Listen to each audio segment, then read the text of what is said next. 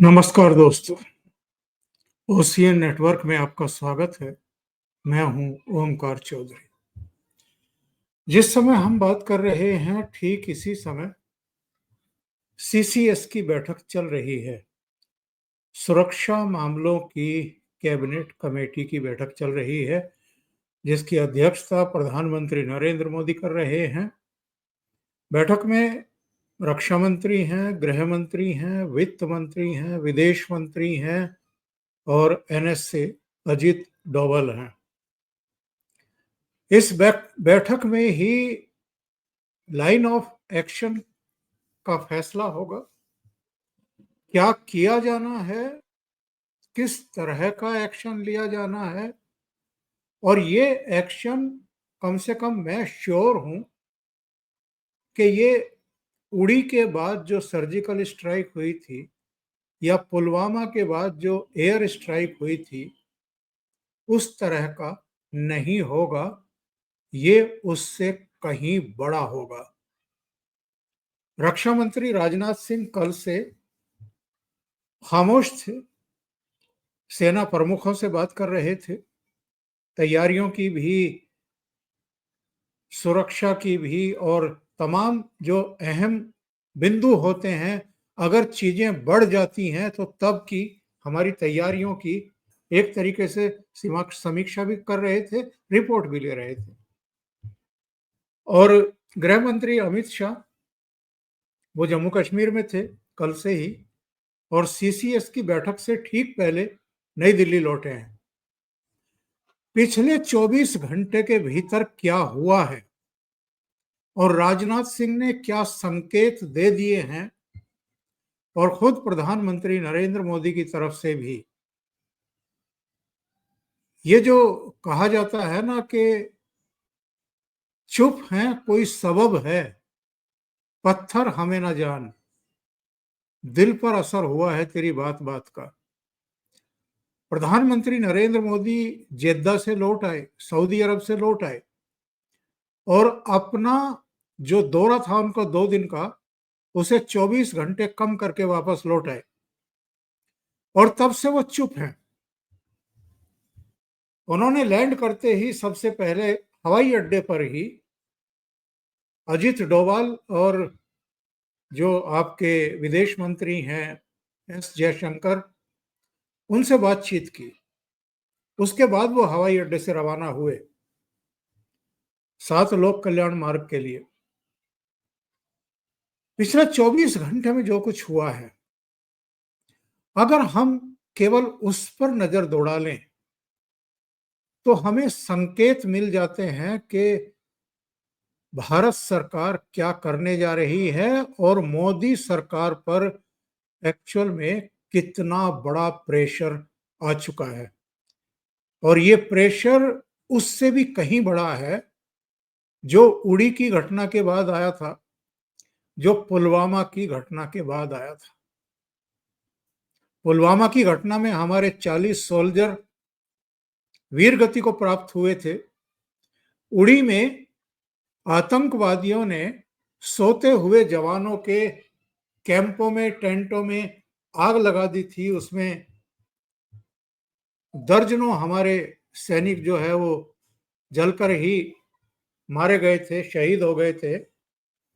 लेकिन ये तो भारत की आत्मा पर अटैक हुआ है। ये भारत की आत्मा पर अटैक हुआ है। ये बहुसंख्यक आबादी, सनातनियों यानी हिंदुओं पर अटैक हुआ है। उनका धर्म पूछ करके, उनकी पहचान पुख्ता करके कि ये मुसलमान नहीं हैं, ये हिंदू हैं, उनके वस्त्र उतार करके देखा गया है कि ये वाकई हिंदू हैं, और तब उनको शूट किया गया है।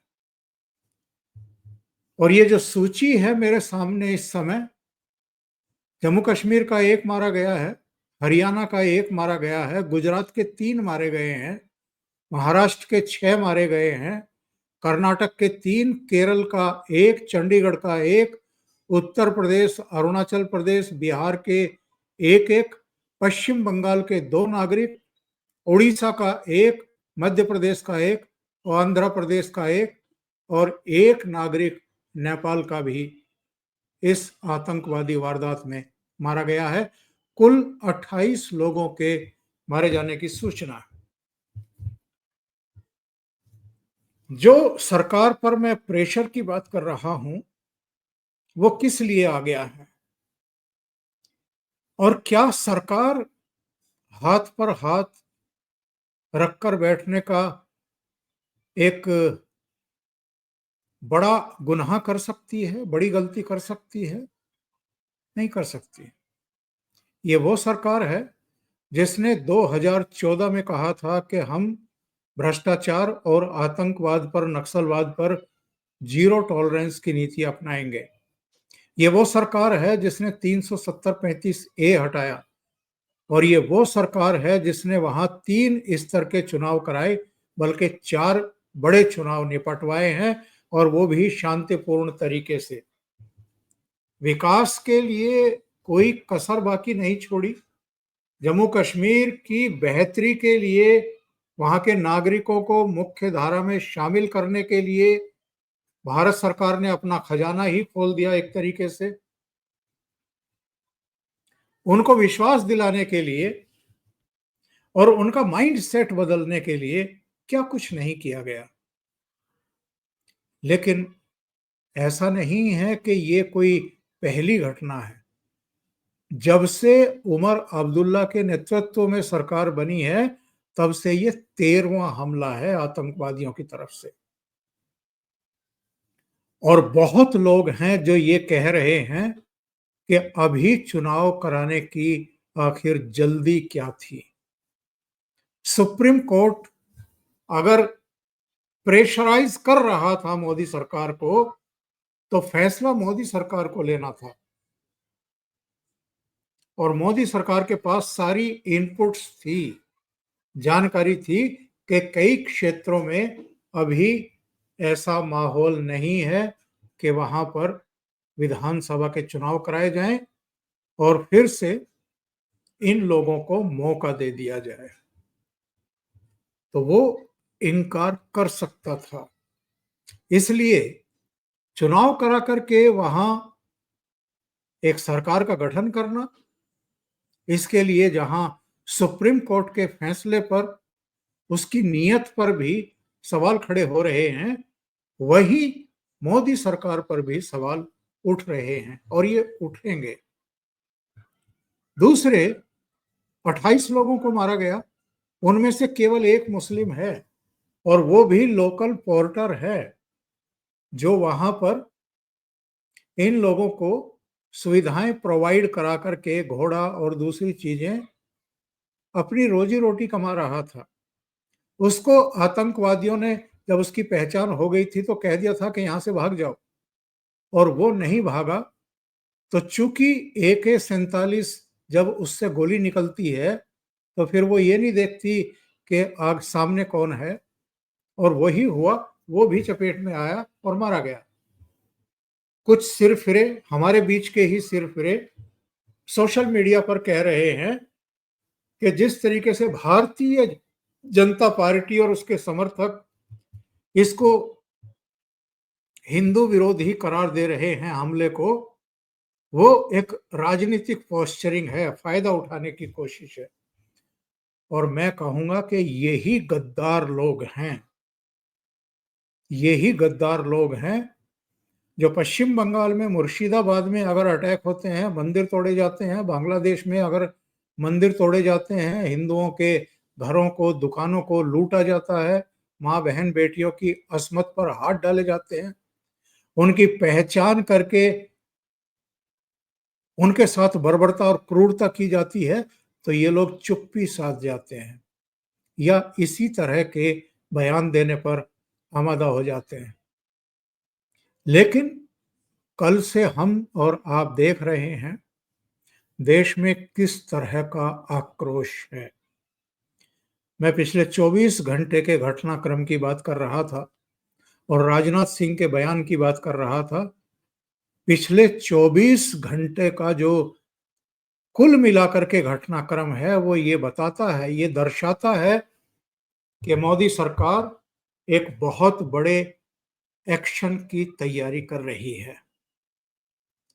गृह मंत्री अमित शाह जैसे ही पहलगाम की इस गोलीबारी की नरसंहार की सूचना मिली, और उस समय तक तो केवल ये सूचना आ रही थी कि एक नागरिक की मौत हो गई है और बहुत सारे घायल हो गए हैं, लेकिन कुछ चैनलों ने जब ये जानकारी देना शुरू किया कि मरने वालों की तादाद 20 से भी ऊपर है, और फिर मैं जी न्यूज़ पर देख रहा था, उसने 27 का आंकड़ा दे दिया, तो उसके बाद बिल्कुल साफ हो गया। जब 2 ढाई घंटे के भीतर एक विशेष विमान से गृह मंत्री अमित शाह श्रीनगर के लिए रवाना हुए दिल्ली से, लेफ्टिनेंट गवर्नर मनोज सिन्हा भी दिल्ली में थे उनके साथ, तो ये बिल्कुल साफ हो गया कि ये कोई छोटी-मोटी घटना बिल्कुल भी नहीं है।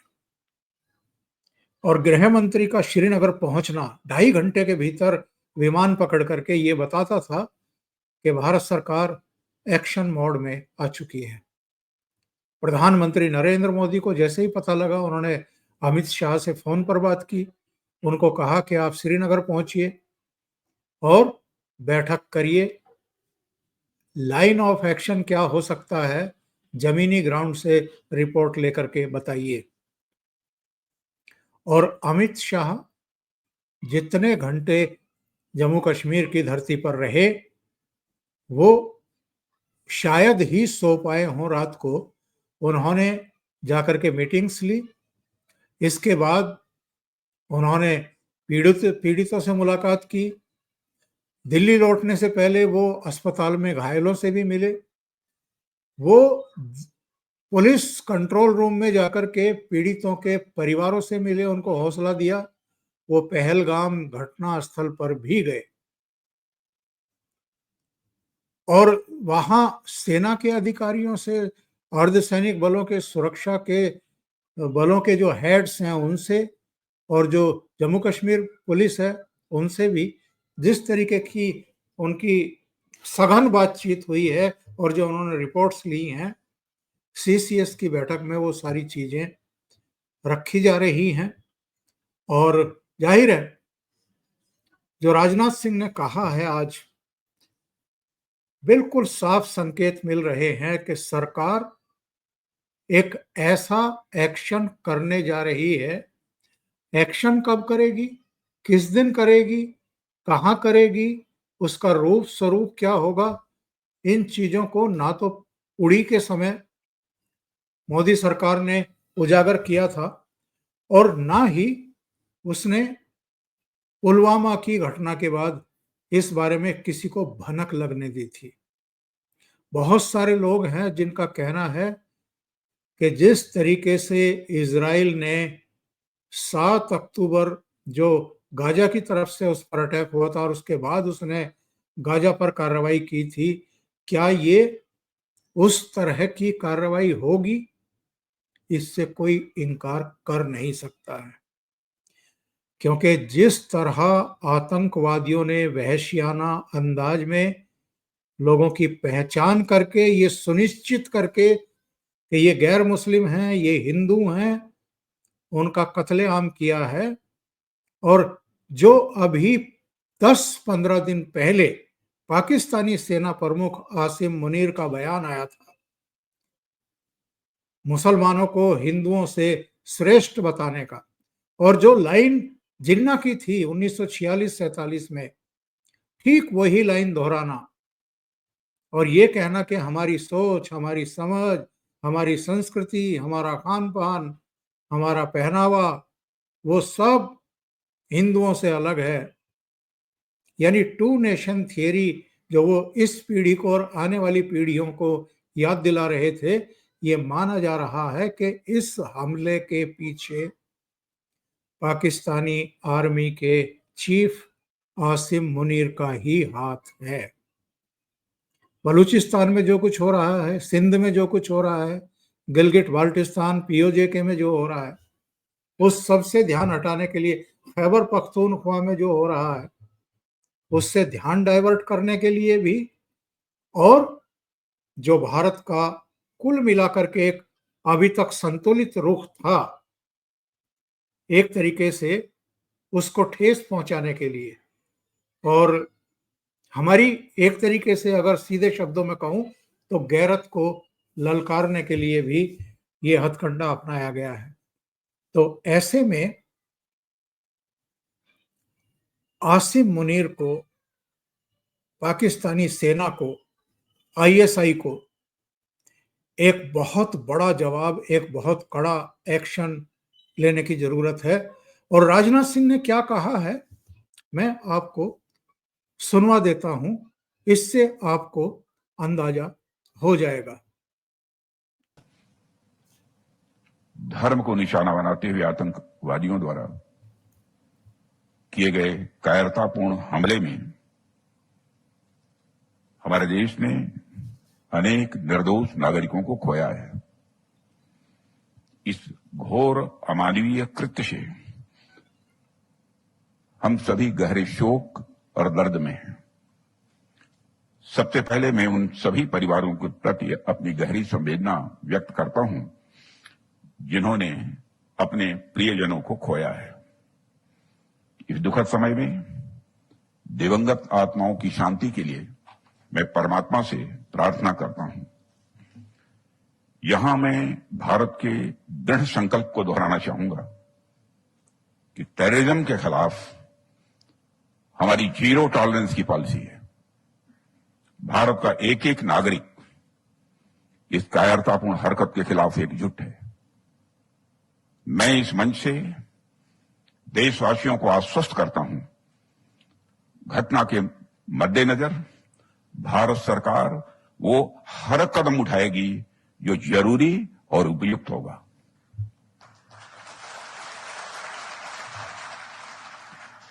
और हम सिर्फ उन लोगों तक नहीं पहुंचेंगे जिन्होंने इस घटना को अंजाम दिया है, हम उन तक भी पहुंचेंगे जिन्होंने पर्दे के पीछे बैठकर हिंदुस्तान की सरजमी पर ऐसी नापाक हरकतों की साजिशें रची हैं।